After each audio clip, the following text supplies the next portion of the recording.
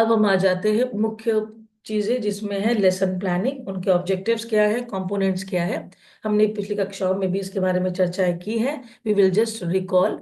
Semester 1 में भी आपका ये था कि what are the objectives of lesson planning, हम पाठ योजना क्यों बनाते हैं। तो ऑब्जेक्टिव्स ऑफ लेसन प्लानिंग की बात अगर करें, सबसे पहले ये हमारी टीचिंग प्रोसेस को एक डायरेक्शन देती है कि हम सही दिशा में जा रहे हैं और उसकी स्ट्रक्चर कैसी होगी। नेक्स्ट इज टाइम मैनेजमेंट होता है। अगर आप एक प्लान बना के क्लास में जाते हो, स्टूडेंट्स की नीड्स को आप समझकर आप उसकी योजना बनाते हो, डेफिनेटली वो ज़्यादा केटर करता है बच्चों की नीड्स को। और कहीं ना कहीं आपका जो गोल है लर्निंग आउटकम को अचीव करने का, उस गोल को हासिल करने में भी लेसन प्लान हेल्प करते हैं। अब हम बात करते हैं components of a lesson plan. तो सबसे पहले उसमें लेसन टाइटल हमें देना होता है, जिसमें कि बहुत ब्रीफ में हम बताते हैं कि ये चैप्टर क्या है, किस क्लास का है, टाइम ड्यूरेशन क्या है, यानी कि the duration of a period 1 घंटे है या 2 घंटे है। इसके ऑब्जेक्टिव्स क्या है जो अभी हमने चर्चा की, कि आखिर उस पाठ को आप क्यों पढ़ाना चाह रही हैं और पाठ पढ़ाने के बाद बच्चे क्या करने में सक्षम होंगे। आपके पास कौन से संसाधन या रिसोर्सेज हैं जिसको आप यूज करेंगे, कौन से टीचिंग मेथड्स आप यूज करेंगे, जो हमने अभी डिस्कस किया कि लेक्चर मेथड ही हो ऐसा आवश्यक नहीं है, कुछ और भी इंटरेस्टिंग मेथड्स होते हैं specially for the pre primary classes.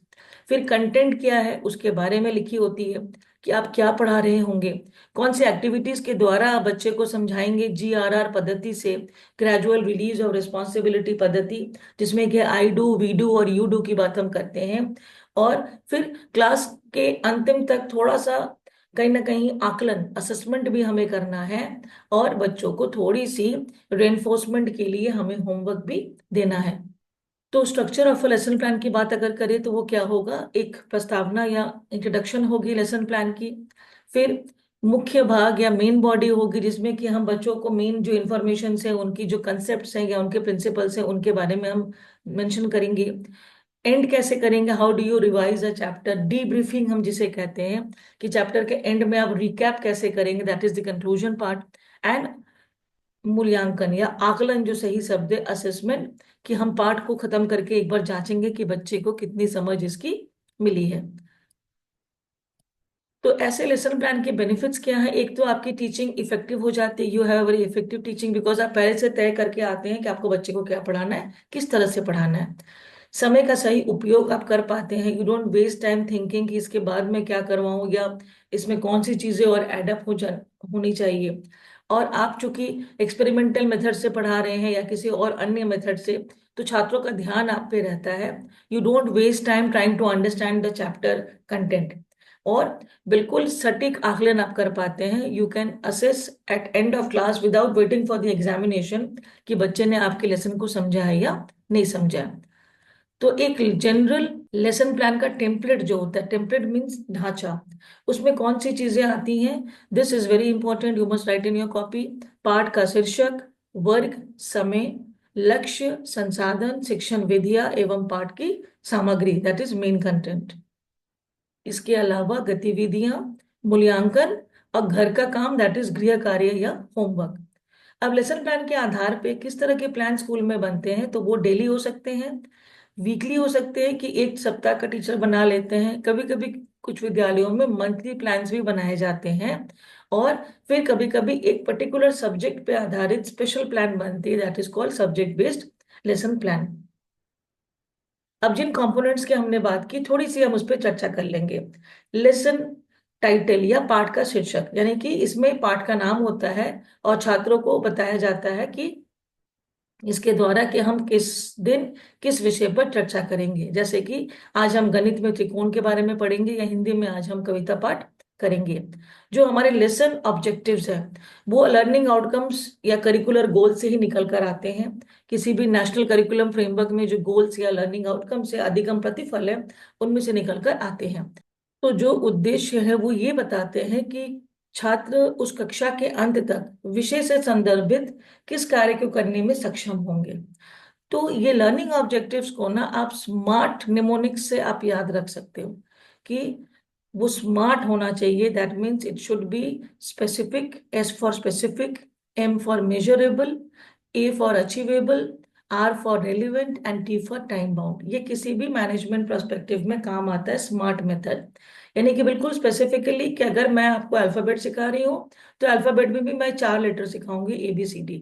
Measurable, आप अगर एंड में आकलन करो तो आप बता सको कि हाँ बच्चे ने इतना सीखा है, and this is the outcome of their learning, and you should be able to achieve that in the given time limit. जो आपकी समय है रेलिवेंट होना चाहिए, पिछले कक्षाओं से उसका कनेक्शन होना चाहिए, और वो बच्चों के लेवल के हिसाब से होना चाहिए, एंड डेफिनेटली समय पर वो खत्म होना चाहिए। That is called time bound. जैसे अगर हम एग्जाम्पल में देख रहे हैं कि छात्र त्रिकोण के प्रकार पहचान सकेंगे, तो we know it is specific कि त्रिकोण के कौन से प्रकार हैं भाई, एंगल के बेसिस पे हो या साइड के बेसिस पे, और हम उसको समराइज कर सकते हैं एंड ऑफ क्लासरूम में कि बच्चे ने उसकी समझ ली या नहीं ली। Next come teaching materials. जो भी चीजें आपको लर्निंग में हेल्प करने में जरूरत होगी उसे हम कहते हैं लर्निंग टीचिंग मटेरियल्स, जो पहले TLM हम लोग कहते थे। और इसमें जैसे बुक्स के अलावा, ब्लैक बोर्ड और चौक के अलावा आपकी चार्ट पेपर्स, कोई भी मॉडल्स या वीडियो स्लाइड्स, कोई भी इंटरेक्टिव कंटेंट हो सकती है। नेक्स्ट है टीचिंग मेथोडोलॉजी या पाठ विधि, जिसके बारे में हमने बात कर ली कि बच्चे किस तरह से करेंगे, चाहे वो ग्रुप डिस्कशन करेंगे, समूह में चर्चा, या फिर जोड़े में चर्चा करेंगे, पेयर में, और आप कौन से मेथड्स को आप यूज करेंगे। Now comes introduction. तो इसमें बच्चों को हम जब विषय से परिचित कराते हैं ना, तो उनको विषय प्रवेश करवाते हैं, यानी कि हम उनको कनेक्ट करते हैं कि उनको समझ में आए कि आज वो किन चीजों पर बात करेंगे, तो ताकि उनकी एक रुचि डेवलप हो और वो आकर्षित हो। उसे हम कहते हैं how to introduce a chapter. जैसे अगर मैं बच्चों को फूड के बारे में बताना चाहती हूँ, तो I don't come to the classroom and just say कि आज हम भोजन के बारे में करेंगे। You start with some question answers कि आज आप लोग नाश्ते में क्या खा कर आए हो, खाना खाए हो कि नहीं, और क्या खाया था, वो जो खाया था मम्मी ने कैसे बनाया था, तल कर बनाया था या फिर उबाल कर बनाया था। और फिर उनको हम कहते हैं चलो आज हम ऐसे ही और व्यंजनों के बारे में बात करेंगे जिसको अलग अलग तरीके से बनाए जाते हैं। नेक्स्ट का मेन एक्टिविटीज, जो आपको लेकर जाएंगी आपके कंटेंट कंप्लीशन की ओर में।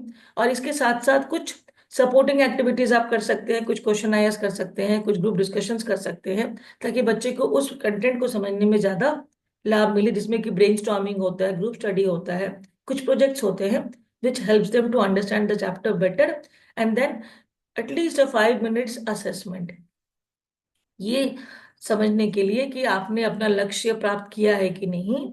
जैसे छात्रों से पाठ के बाद कुछ सवाल पूछे जाएंगे और समूह गतिविधि में योगदान देखा जाएगा। That will be an observation assessment. आप ऑब्जर्व करके बता सकते हैं कि बच्चे ने आपके पाठ को समझा है या नहीं। And lastly conclusion.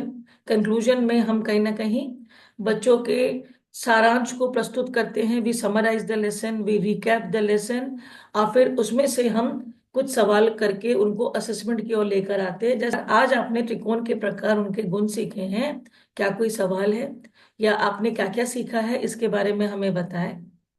और बच्चों को फिर उसी के अनुरूप बहुत ज्यादा परेशान ना करते हुए एक छोटा सा गृह कार्य जो थोड़ा सा इंटरेस्टिंग हो, थोड़ा सा एक्सप्लोरेटरी हो, वो खोज कर उसके बारे में लिख सके। लेकिन इन सभी चीजों में हमें एक टाइम मैनेजमेंट शुरू के दिनों में लिखना होता है कि हम जो इंट्रोडक्शन है प्रारंभ में वो कितने मिनट में खत्म करेंगे, 5 मिनट। फिर हम जो मेन कंटेंट की एक्टिविटीज है वो हम कितने मिनट करेंगे, आकलन हम कितने मिनट करेंगे, या कंक्लूजन हम कितने मिनट में खत्म करेंगे, to get a exact minute to minute idea. और इसके बाद इवैल्यूएशन ऑफ टीचिंग मेथड्स के हमने जो जिस तरीके से पढ़ाया है, हमें जाके सोचना होगा कि क्या छात्रों ने गतिविधि में हिस्सा लिया या क्या वे उसे समझ पाए। अब हम बात करते हैं शैक्षिक वातावरण की, कि एजुकेशनल एनवायरनमेंट या शैक्षिक वातावरण क्या होते हैं। तो यहाँ पे आप देख पा रहे हैं कि शैक्षिक वातावरण से तात्पर्य है उस भौतिक, मानसिक और सामाजिक परिस्थिति जिसमें छात्रों का अध्ययन और विकास होता है। The environment in which students study and they develop, that is called education environment. So this is needed for their educational success, for their social development, also for their personal development. तो importance में क्या आएगा कि सभी बच्चों को समान अवसर मिलता है। दूसरा है कि जो क्वालिटी ऑफ एजुकेशन है वो बढ़ाने में हेल्प करता है एक अच्छा एजुकेशनल एनवायरनमेंट, और बच्चों का एक सोशल और मेंटल डेवलपमेंट भी इंश्योर करता है यदि एक बच्चे एक स्वस्थ शैक्षिक पर्यावरण में या वातावरण में आते हैं। एजुकेशनल एनवायरनमेंट में आपकी एक फिजिकल एनवायरनमेंट भी होगी और एक मेंटल एनवायरनमेंट भी होगी। फिजिकल एनवायरनमेंट यानी क्लासरूम का एम्बियंस कैसा है, is the class well decorated, well lit, is it clean, इन बातों को अगर आप ध्यान देंगे तो वो हो गया कक्षा की फिजिकल एनवायरनमेंट। क्या विद्यालय में और लाइब्रेरी और अन्य संसाधन है जिससे कि बच्चे अपनी पढ़ाई में और इस चीज को एनहांस कर सकते हैं, वो सेल्फ स्टडी भी कर सकते हैं। और कौन सी सुविधाएं आपने विद्यालय में दी हैं, चाहे वो पानी का सप्लाई हो या फिर बच्चों की क्लीनलीनेस की बात हो या कोई भी आवश्यकता, that will make the schools physical environment very appealing. आप जब भी स्कूल में आएंगे तो एक पॉजिटिव वाइब्स आपको मिलेंगी। मेंटल एनवायरनमेंट की बात अगर हम करें तो टीचर और स्टूडेंट के बीच के कैसे रिलेशन है, are they always screaming at each other, do they have a good understanding of each other, क्या वो टीचर्स एक वो मोटिवेट करते हैं, क्या उनमें आत्मविश्वास है, कॉन्फिडेंस है बच्चों में, ये सारी चीजें होती हैं मेंटल एनवायरनमेंट की। And again social environment, social environment is कि जब बच्चे अलग अलग पृष्ठभूमि या बैकग्राउंड से आते हैं तो उनमें कितना कोलैबोरेटिव एक वातावरण आप दे पाते हैं, जिसे कहते हैं सहकारी वातावरण। छात्र आपस में मिलकर कितना सहयोग के साथ काम करते हैं और क्या वो अपने समाज में मौजूद समस्याओं पर चर्चा करके उसके जो समस्या के समाधान है उस पर चर्चाएं करते हैं या बातचीत करते हैं, वो आपका social environment of the school होता है। इनके अलावा जो फैक्टर्स अफेक्ट करते हैं इन एजुकेशन एनवायरनमेंट को, वो होता है एक टीचर का दृष्टिकोण कि टीचर क्या सोचते हैं, उनकी शिक्षण शैली कैसी है। दूसरा है छात्रों का मनोबल कि छात्र कितने मोटिवेटेड हैं, हाउ मोटिवेटेड आर दे, और उनकी मानसिक स्थिति से कहीं ना कहीं असर पड़ता है वहाँ के एजुकेशन एनवायरनमेंट पे। And also values and ethics कि बच्चों में कितना वैल्यूज और एथिक्स है, do they respect the teachers and their peer students. तो ये डिपेंड, ये फैक्टर पर भी आपका एजुकेशनल एनवायरनमेंट डिपेंड करता है। तो how will you create a positive educational environment, you must have got an idea by now कि सबसे पहले टीचर्स का रोल प्ले बहुत इंपॉर्टेंट है। शिक्षकों को अपने छात्रों के लिए एक प्रेरणा, प्रीच प्रैक्टिस बिफोर प्रीच की एक टेंडेंसी रखनी चाहिए कि आप जो चीजें कहते हो वो आप खुद भी उसको फॉलो करो, प्रैक्टिस बिफोर टीचिंग। और ये कहीं ना कहीं एजुकेशनल एनवायरनमेंट को बहुत समृद्ध करती है, बहुत इसको रिच बनाती है। इसके अलावा जो भी हमारे सामाजिक संगठन आसपास के हैं, जो हमारे एनजीओज हैं या सीएसआर के लोग हैं या परिवार है, स्टेक होल्डर्स हैं, उनके द्वारा उसके एनवायरनमेंट को अगर सपोर्ट मिलता है तो स्कूल का जो एनवायरनमेंट है वो डेफिनेटली बेटर होता है day by day. And also the environment should be safe for students and open environment, जहाँ के बच्चे बिल्कुल स्वतंत्र रूप से अपने विचार रख सके और किसी भी प्रकार के डर के बिना सीख सके।